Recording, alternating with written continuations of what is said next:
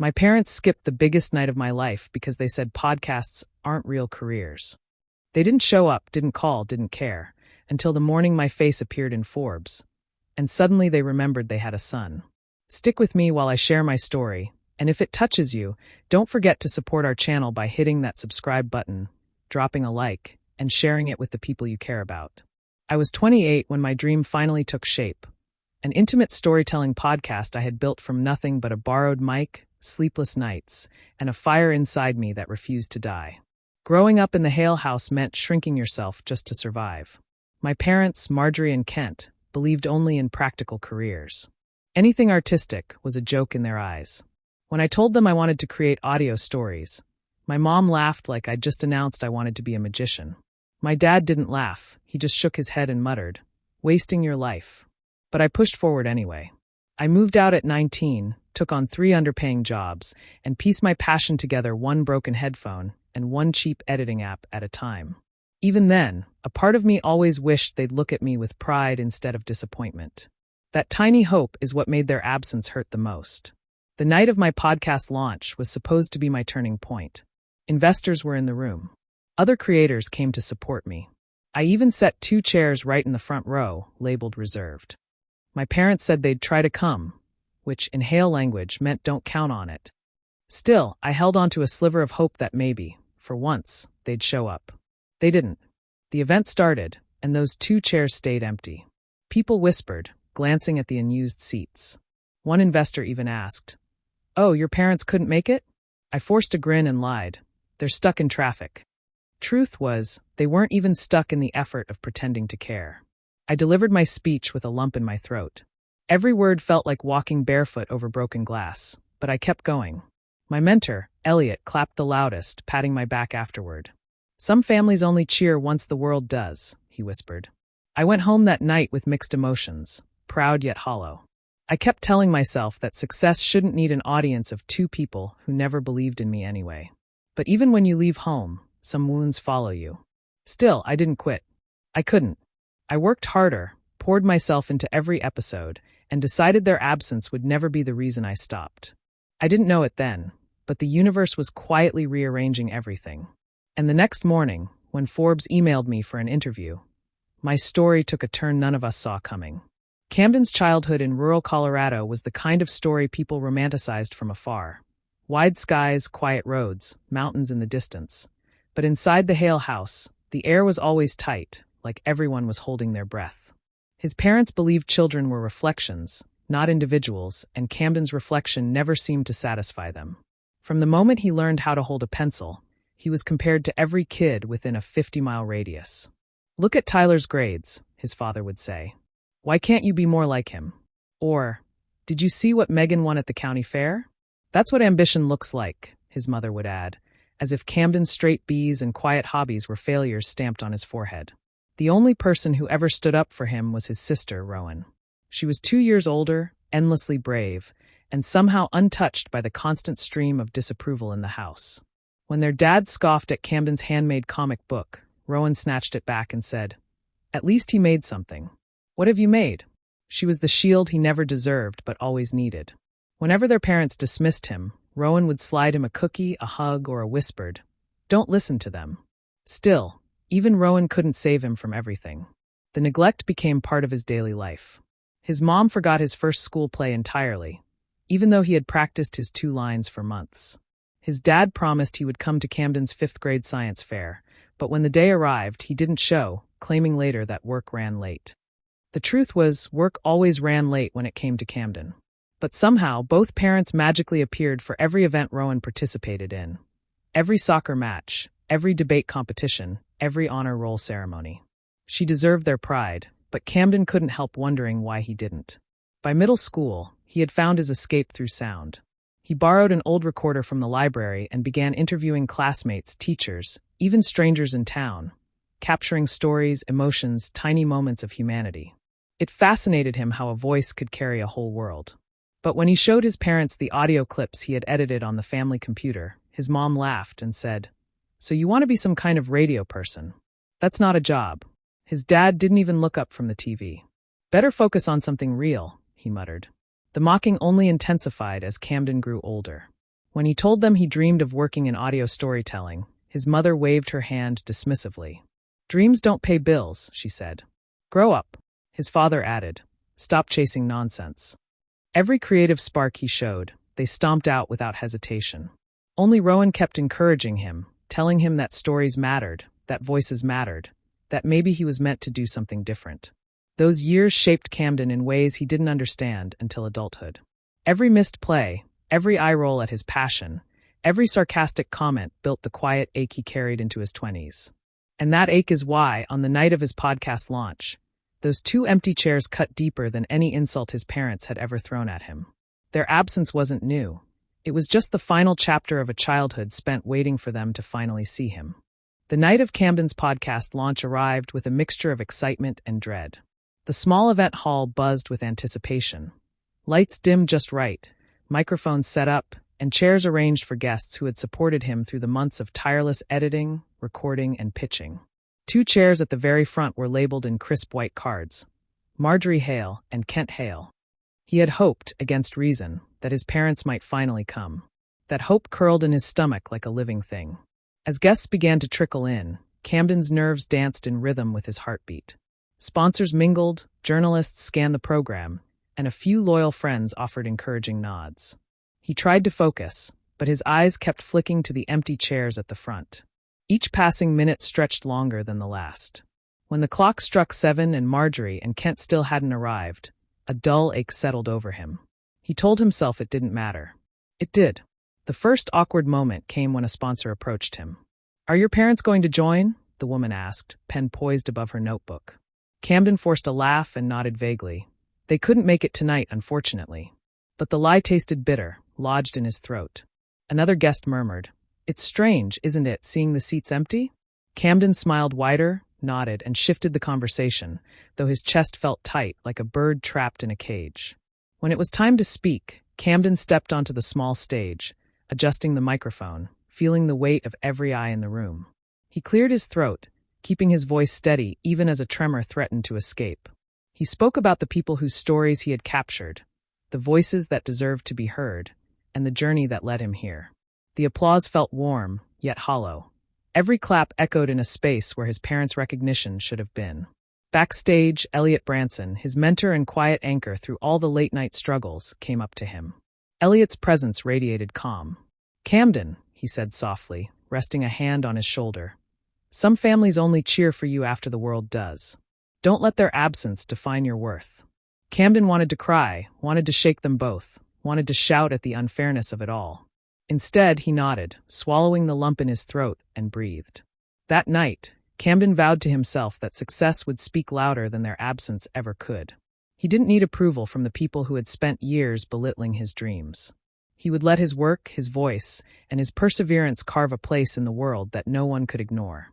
The empty chairs remained front and center, a silent testament to the past, but Camden decided that night that they would never again have the power to dim his light.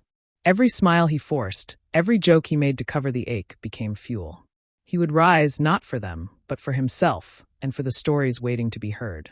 The launch disaster had been painful, but it also became the first real step toward proving that his voice, his vision, and his relentless drive mattered far more than anyone's absence could ever erase. Camden's life after the failed launch night became a blur of relentless work and long, lonely hours.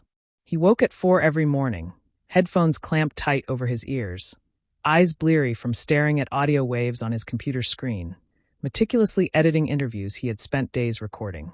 He traveled across rural Colorado, knocking on doors of farmers, factory workers, and veterans, capturing stories that the world often overlooked. Each voice he recorded, each story he shared, carried a piece of his own resilience. The quiet determination to prove that his work mattered, even if his parents never did. He met Jonas Reddick one chilly October morning, a retired firefighter who had survived a catastrophic blaze that took the lives of 2 of his colleagues. Jonas spoke with a mixture of guilt and grief, recounting the harrowing decisions he had made on the line, the faces of those he could not save, and the ways he tried to rebuild his life afterward. Camden listened with an intensity that surprised even himself, knowing that this story, raw and unfiltered, would resonate deeply with listeners. He spent 3 nights editing the episode, carefully preserving Jonas's pauses, the catch in his voice, the trembling undertone that spoke volumes. When the episode went live, Camden didn't expect much. He had learned not to. But within days, messages began flooding in. Emails from listeners thanking him for sharing Jonas's story, social media mentions by small but passionate accounts, even calls from local radio hosts asking to feature the episode. Word of mouth grew, spreading like wildfire across Colorado and then to other states. Listeners shared the episode with friends and family, citing it as one of the most moving podcasts they had ever heard. Camden felt a sense of validation he had never experienced before. This wasn't fame or money. It was recognition of his vision, of the painstaking effort he had poured into every story. Then came the email that made him stop in his tracks. The subject line read, "Forbes feature inquiry, Voices Shaping America." Camden blinked, reread it, and finally let himself believe it wasn't a mistake. The email detailed that Forbes wanted to profile him and his podcast as part of a feature highlighting individuals shaping cultural conversations through media. His heart raced, and a smile spread across his face that he didn't try to hide. Months of exhaustion, doubt, and lonely nights were culminating into something tangible, something undeniable. Camden realized in that moment that the breakthrough wasn't just about recognition. It was proof that persistence, authenticity, and a refusal to let others dictate your worth could lead to extraordinary outcomes. He leaned back in his chair, thinking about the empty seats at his launch, the whispers of his parents' skepticism, the countless times he had been told his passion was not a real career. None of it mattered anymore, not in the way it used to. The world had begun to see what he always knew, that his voice could make an impact, that his stories deserved to be heard, and that his success could come from commitment, empathy, and an unshakable belief in the power of human stories. That night, Camden stared at the ceiling of his tiny apartment, exhausted but alive in a way he hadn't felt before. Forbes, national recognition, and thousands of listeners were still just milestones, but they marked the first real validation of a dream he had nurtured alone, in silence and against doubt. The breakthrough had arrived, and for the first time, Camden felt the quiet satisfaction of triumph built entirely on his own terms. The morning the Forbes article went live, Camden woke before sunrise, as usual, bleary-eyed but buzzing with anticipation. He brewed a cup of coffee and opened his laptop, half expecting it to be another fan email or a minor mention in a small blog. But there it was, front and center on the Forbes website, a full-page feature about him and his podcast. A sharp photograph captured him in his studio, headphones around his neck, eyes fixed on the mic as if listening to the world through it. The headline read, "Camden Hale, amplifying voices the world over despite family doubt." Camden's hands trembled slightly as he scrolled through the article, reading quotes he had carefully chosen, words about perseverance, passion, and refusing to let naysayers dictate your path. As he absorbed each paragraph, a mix of emotions swirled in his chest.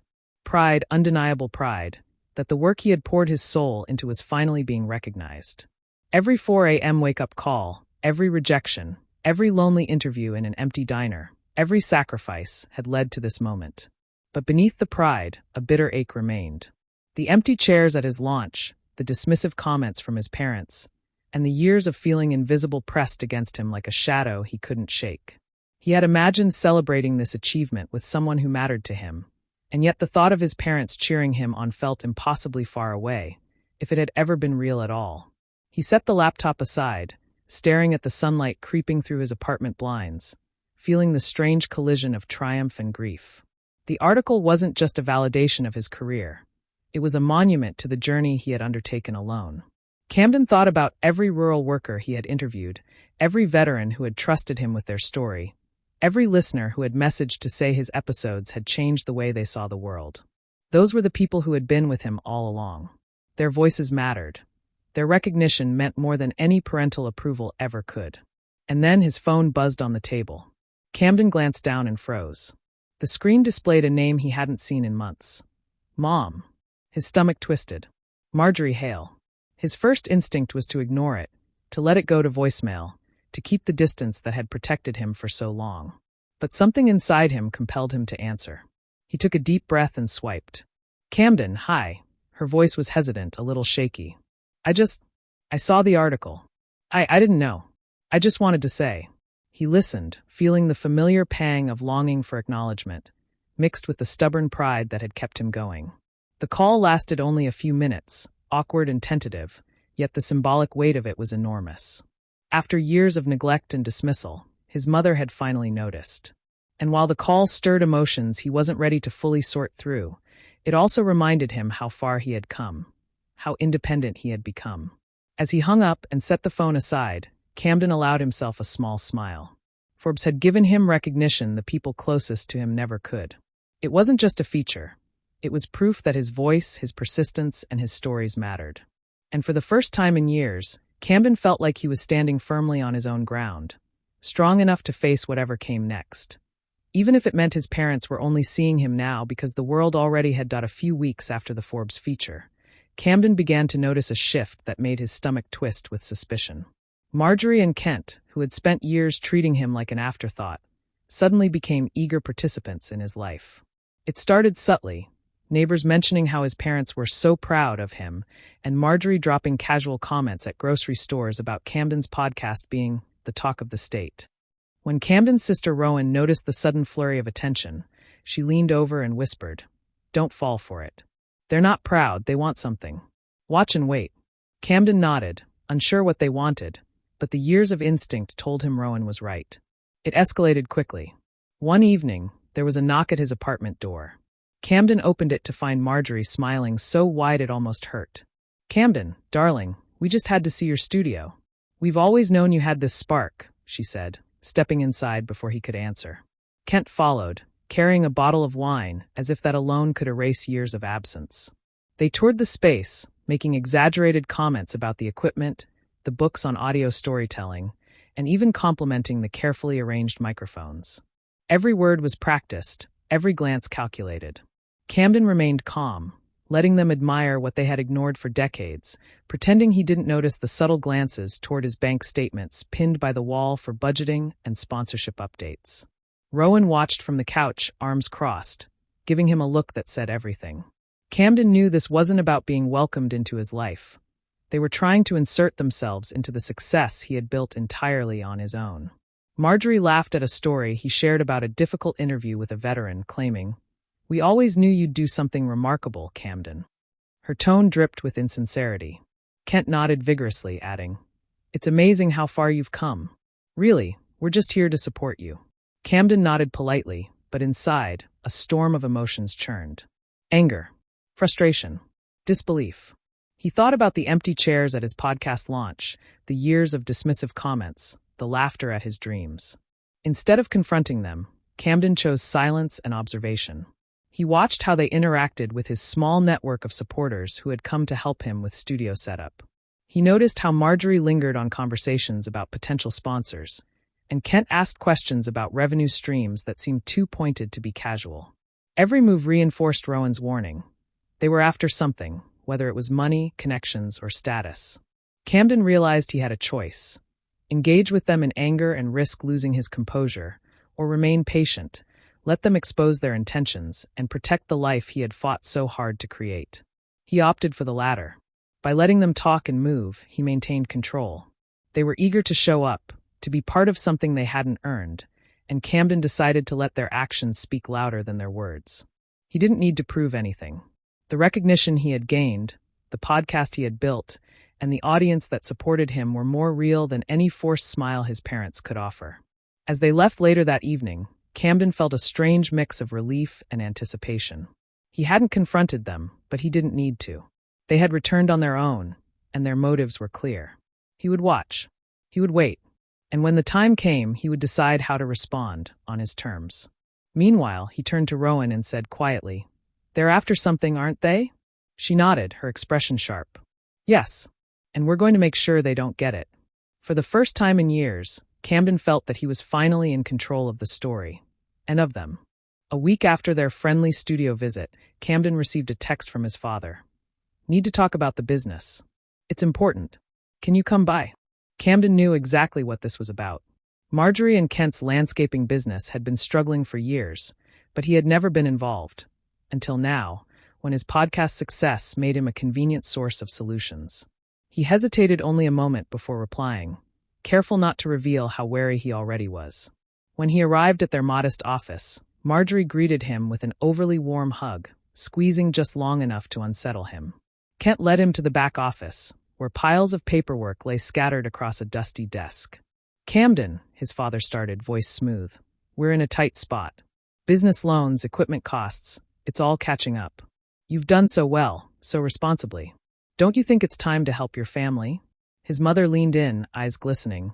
"We've always supported your dreams, Camden. Isn't it only right that we get a little support back?" Camden sat quietly, letting their words hang in the air. Inside, a storm was brewing. He had anticipated their approach, had expected the guilt and emotional tugging, but hearing it delivered so smoothly still sparked a furious heat behind his calm exterior. He remembered the years of dismissal, the laughter at his creative ambitions, the empty chairs at his launch, and the countless times they had belittled his dreams. Their sudden affection, their insistence on duty, was pure manipulation, a transactional form of love where he was only valued when he could solve their problems. Marjorie continued, voice dripping with false concern. "You've been so successful, Camden. You have opportunities we never dreamed of. Surely, helping us isn't too much to ask? You're our son. You don't want to see your family fail, do you?" Kent nodded vigorously, adding, "We raised you to be responsible. You know what's right." Camden listened, nodding politely, the expression on his face calm, almost neutral. He didn't interrupt, didn't argue, didn't show the fury he felt behind his eyes. But internally, every word they spoke carved itself into his memory as evidence of how self-serving their love had always been. Their approval had never been unconditional. It had always been a tool, a bargaining chip to extract obedience or resources. Finally, Camden cleared his throat. "I understand the situation," he said evenly. "But I'm not the solution to problems you've been managing for years. My focus has to remain on my work, my team, and the people who've supported me." The silence that followed was almost deafening. Marjorie's lips pressed into a thin line, and Kent's jaw tightened. Camden could feel the tension radiating off them, but he refused to back down. He realized he didn't need to justify himself further. As he left their office, the cool air hitting his face was liberating. He had survived their manipulation without bending, without giving them control over him. For the first time, Camden saw their behavior clearly. Their love was conditional, dependent on what he could provide. He didn't need to play their game, and he didn't intend to. Their schemes might continue, but he was no longer a pawn. He had recognized their pattern, and now he would move forward on his own terms, calm and calculated, letting their actions reveal who they really were while he kept building the life he deserved. Camden spent the next few nights pacing around his apartment, replaying every guilt-soaked word his parents had thrown at him. Duty. Obligation. Family always comes first. It was almost laughable. Family came first only when it benefited them. And now that he was someone worth showing off, they suddenly remembered he existed. Rowan watched him silently as he worked through the frustration and finally said, "You don't need to blow up on them. People like that destroy themselves if you just give them a mirror." That sentence lit something in Camden, an idea slow, sharp, and painfully satisfying. Instead of cutting them off in another dramatic fight, what if he let them walk into a truth so public, so undeniable, they'd never be able to spin the story again? Camden reached out to Elliot, his co-host and best friend, and the three of them met late at the studio, surrounded by microphone stands and the low hum of recording equipment. He laid everything out. How his parents were back only because Forbes had put a spotlight on him, how they'd tried to guilt him into saving their failing business, how they wanted to reclaim a son they had abandoned. Rowan leaned back in her chair, crossing her arms. "So what do you want to do? Shut them down? Expose them? Ignore them?" Camden shook his head. "Not expose, not directly. That gives them something to fight. I want something they can't twist." That's when Elliot reminded him of the industry summit next month, the biggest annual event in podcasting. Camden was scheduled as the keynote speaker, the youngest to ever hold that spot. Rows of industry leaders, creatives, journalists, investors. Everyone who mattered would be in the room. The moment he heard it, Camden knew. This was where the quiet revenge would land. He invited his parents with a warm, polite message, the exact tone they expected from their newly successful son. Immediately, they responded with excitement, already posting about how proud they were, how they always believed he'd do something valuable one day. Camden read their messages without reacting. Let them rehearse their performance. Let them plan their proud smiles. Then he contacted the event organizers. He asked to keep his keynote unshared until the day of the event, framing it as a personal, vulnerable speech. They agreed without hesitation. After all, Forbes had already branded him the next big voice in media. Over the next weeks, Camden crafted a speech built from truth, not attack. He wrote about the teachers who told him he mattered, the friends who believed in his voice, the strangers who listened to his very first episode. And then, without names, without accusations, he wrote about the people who dismissed him, belittled him, mocked his passion, and told him podcasts weren't a real career. When he read the draft aloud to Rowan and Elliot, the room was silent. It wasn't a call-out, it was a spotlight on absence. And anyone who had ever doubted him would feel the heat of it. His parents wanted to bask in their son's success. Instead, they would sit front row, while 1,000 people applauded the resilience he built without them. Camden didn't need anger. He didn't need confrontation. He just needed the truth, spoken loudly enough that they couldn't hide from it. Backstage after the keynote, Camden finally allowed himself to exhale. The room still buzzed with applause, lingering conversations, and the occasional clink of glasses from the reception area, but he felt a quiet, almost serene satisfaction settle over him. His speech had landed exactly as he'd planned. The audience had applauded his resilience, celebrated the people who had supported him, and, without naming them, recognized the absence of those who had never believed in him. Then came the predictable confrontation. Marjorie and Kent stormed into the green room, their faces red, voices sharp, and carefully maintained masks of composure stripped away. "Do you know how bad you made us look?" Marjorie demanded, her eyes flashing with indignation. "Everyone thinks we didn't support you, Camden. How dare you embarrass us like this?" Kent jabbed a finger toward him. "We came here, we showed up, and this is how you repay us?" Camden stood perfectly still, taking a slow breath before speaking. He didn't yell, didn't flinch, didn't let their fury dictate his reaction. "I didn't embarrass you," he said calmly. "I told the truth. I shared my journey, the people who were actually there for me, and the people who weren't. That's it." His voice was even measured, carrying the quiet authority of someone who had finally claimed control over the narrative of his own life. Their faces twisted with disbelief, anger spilling out in every exaggerated movement. "You think this is enough?" Marjorie hissed. "After everything, you still won't help us? We need you, your money, your connections. You owe us, Camden." Kent's voice rose, shaking with rage. "After all we've done for you, this is how you treat us?" Camden shook his head slowly, his calm unwavering. "I don't owe you anything. Not money, not respect you never earned, not your approval. I've spent my life building something real, something that matters, and you were never part of that. You still aren't." For a moment, their mouths opened and closed, words caught somewhere between outrage and disbelief. Then, with a flustered mutter, Marjorie turned on her heel, Kent following close behind, storming toward the exit. Camden watched them go, the weight of years of emotional neglect finally lifting from his shoulders. The anger, the guilt they had tried to impose on him, the constant reminders of inadequacy, all of it evaporated in the wake of his composed defiance. Rowan stepped forward, eyes glistening, and pulled him into a tight embrace. "You did it," she whispered. "You finally stood up to them, Camden. Finally." Camden let himself lean into her hug, feeling a warmth he had craved for decades but rarely received. It wasn't just about them leaving furious. It was about him reclaiming his power, his dignity, and his voice. As he straightened, Rowan held his hands and smiled proudly.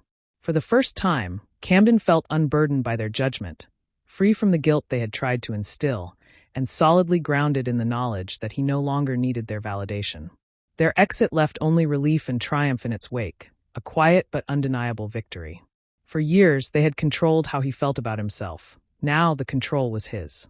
He had finally stood up to a lifetime of emotional neglect, and the feeling was intoxicating.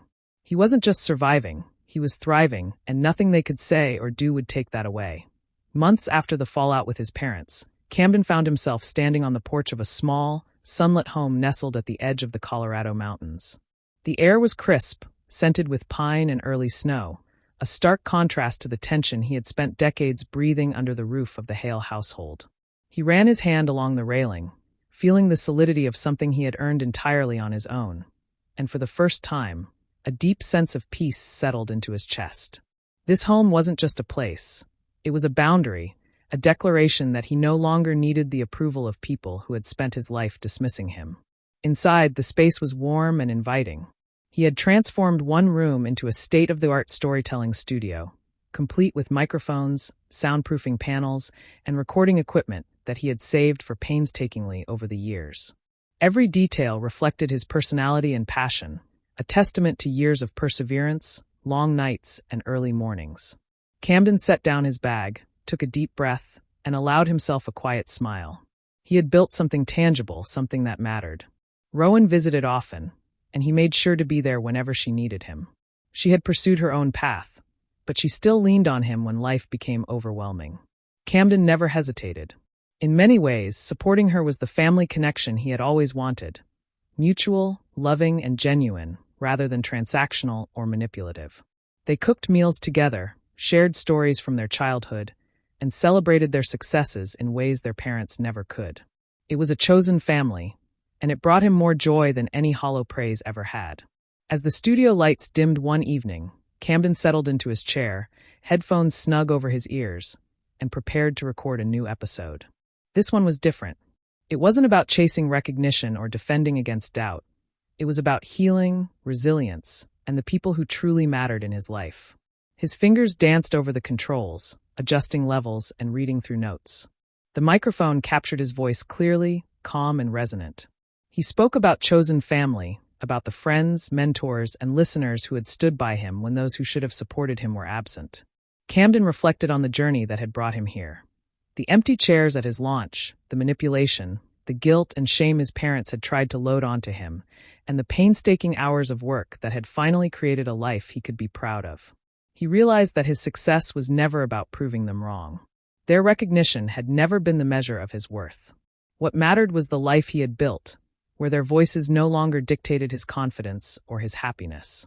As he recorded, he felt a quiet satisfaction that had nothing to do with applause or accolades. He was free to define himself, his work, and his life. The episode ended, and Camden removed his headphones, listening to the playback with a smile. The sound of his own voice, steady and confident, echoed back the truth he had always known. He had walked away, not from love or family, but from the burden of their neglect. And in that walk, he had found the most profound victory of all. Do you think Camden made the right choice by standing up to his parents and building his life without them? Or should he have tried to repair things? Share your thoughts in the comments. I'm really curious to hear your perspective. And if stories like this inspire you, make sure to subscribe and hit the notification bell so you never miss another one.